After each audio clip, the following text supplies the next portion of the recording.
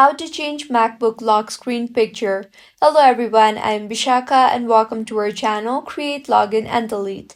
Let's get right into the tutorial. In order to change MacBook lock screen picture, tap on the Apple icon on the top left of your screen.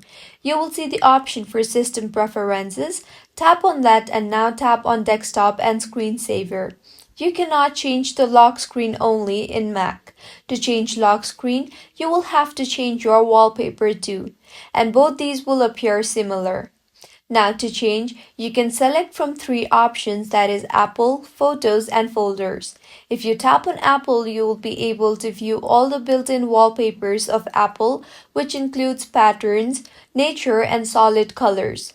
You can select from any of these. You can also choose your wallpaper from Photos. Mine is empty currently. You can also choose from pictures on your Mac and the downloads on your Mac. Select any of the image you want as wallpaper and the lock screen will be changed automatically. If you find this tutorial helpful, do subscribe to our channel. Thank you for staying with us until the end.